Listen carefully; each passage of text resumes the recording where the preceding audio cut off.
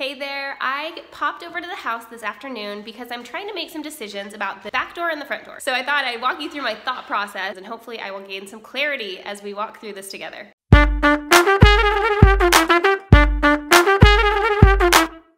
The front door is great. I mean, it's fine. It's this basic wood door. One of my main concerns is that it doesn't allow any light, and so I really want to change the door for a little bit more of a custom style, but also that allows some light in. I know that you kind of have to balance privacy with the light and style on a front door, and I've seen a couple that I like that I'll add some pictures of right here so you can kind of see what I'm thinking about.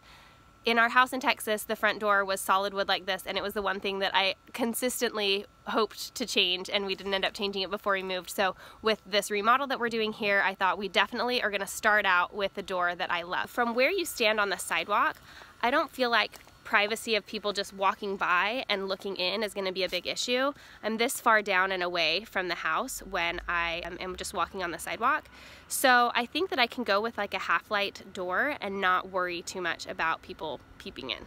From the inside of the house, you can see that the front door is right here in the main area. You walk right into the living room, and there's a big window right next to it, but this corner over here just feels like it's gonna be a little dark without some light. I think opening up half of that front door is gonna just pour light in from that side of the house, and it will be able to reflect back to where the back door is, which is directly behind. As far as the color, I actually really like this dark stained wood. We're gonna do a dark blue with white trim on the outside of the house, and I think that the woodwork will look really nice with that, so I think we're gonna stay with that dark wood. This window here is where we want to put in the back door, and it's an oversized window. So I have a couple of options and I want to kind of walk through them. Because of the size of the window, I initially thought maybe we should open it up and do like double patio doors swinging out to the patio, which is just right behind this wall. The problem is that we don't have enough space on one side to do that.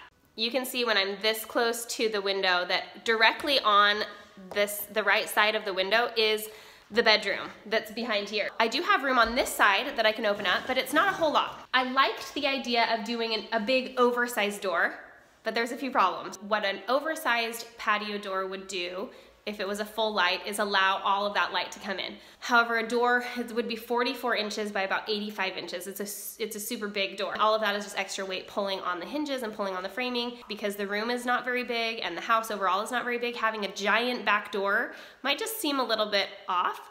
So I'm trying to play around with that and look at some different images. I'll put up some images that I found on Pinterest of these oversized big Dutch doors that I think would be amazing, and I found a company in Chicago that can do one custom for me and send it to me, and like in my head it seems incredible, and in real life I don't know. Today I went into a door shop. His recommendation would just be to frame in the window opening so that it's a regular door size, and then just do a full light patio door, kind of mirroring the lights on the front door. So maybe do a 15 light. Having a full height of the glass would allow the light to come in just fine, and it would work out well.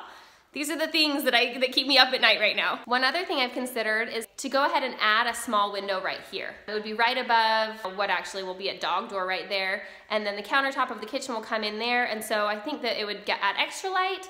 It may add a fun architectural detail as well, but I just need to sketch it out and see what I think about all these ideas.